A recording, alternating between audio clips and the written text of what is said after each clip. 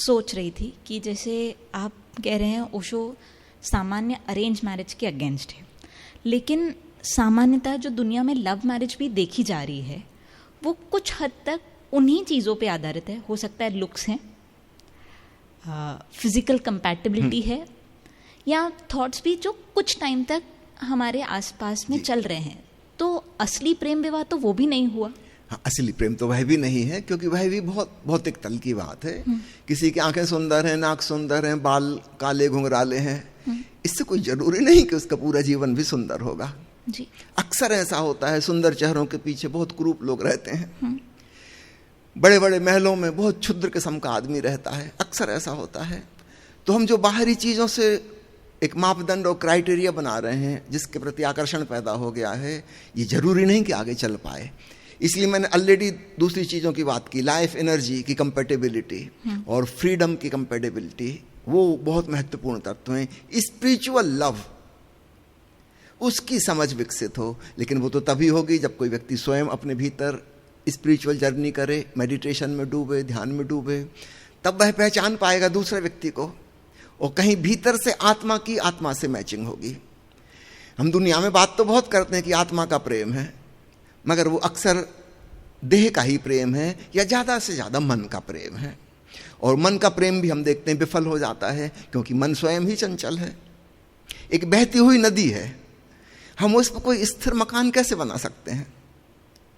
तो नीचे की धरातल ही बह जाएगा, खिसक जाएगा, ठोस भूमि वह नहीं है। तो मन के आधार पर भी जहां विवाह होते हैं, निश्चित रूप से वो शरीर से ज्यादा गहरी तृप्ति देगा, है ना, लेकिन वह भी बहुत गहरी तृप्ति नहीं होगी, पर वो उतना ही वॉलेटाइल भी होगा, उतना ही वॉलेटाइल भी होगा। मन ऐसा है जैसे अभी अभी एक फूल खिला, सुबह खिला है, शाम को वो कुम्हला भी जाएगा।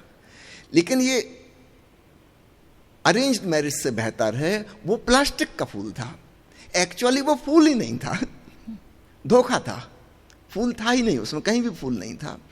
ये कम से कम सच का फूल तो है, ठीक है, क्षणभंगुर है, खिला है, कुम्हला जाएगा, लेकिन फिर भी यह करने योग्य है, इससे गुजरने योग्य है।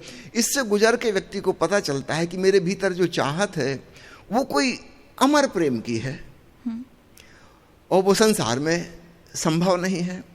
दो चार प्रेम के अनुभवों से गुजर के स्पष्ट हो जाता है।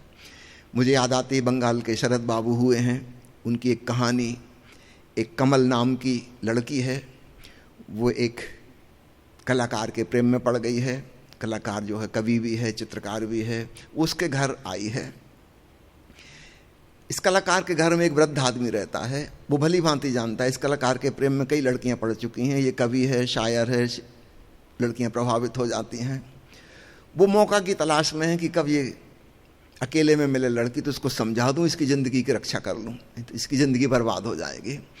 एक समय आता है, वो जो पुरुष है कलाकार, वो कहीं सब्जी लेने के लिए बाजार गया है, बाजार वहाँ से दूर है, घंटा भर लगेगा उसको लौट के आने में। वो बूढ़ा आदमी इस घर के आ जाता है, उससे नाम पूछता है, बताती कमल मेरा नाम है, इस युवक के मैं प्रेम में पड़ गई हूँ।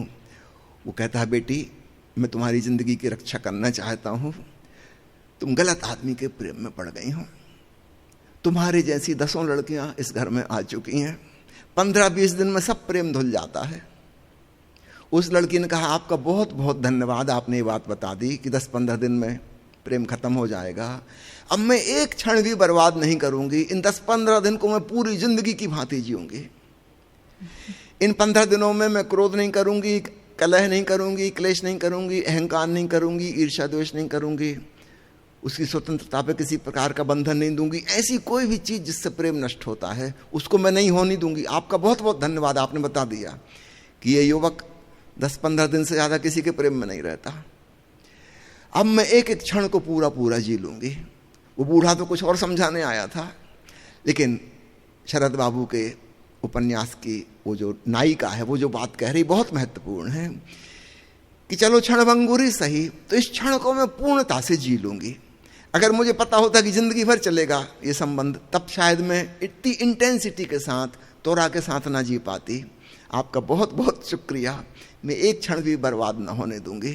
15 दिन अगर हैं तो फिर तो कहना ही क्या, प्रेम में पूरी डूब जाऊंगी। हमारे देखने का दृष्टिकोण, हम किस ढंग से देखते हैं, तो निश्चित रूप से काम वासना पर आधारित प्रेम से ज्यादा बेहतर है प्रेम पर आधारित प्रेम। इसमें संतोष भी मिलेगा और असंतोष भी मिलेगा, तृप्ति भी मिलेगी और एक गहन अतृप्ति, कंटेंटमेंट भी है और एक भारी डिसकंटेंटमेंट है। लेकिन वो डिसकंटेंटमेंट भी हमें प्रोग्रेस कराएगा। वो हमसे कह रहा है कि नहीं, ये हृदय का प्रेम भी पर्याप्त नहीं है, emotional love is not enough, something else, कुछ और चाहिए। तब स्पिरिचुअल लव की खोज शुरू होती है और वैसे संगी साथी को ढूंढने की तलाश शुरू होती है। तो निश्चित रूप से मैं ये नहीं कह रहा हूं कि लव मैरिज सफल हो जाएगी, लेकिन उसकी असफलता भी हमें एक कदम और आगे बढ़ाएगी।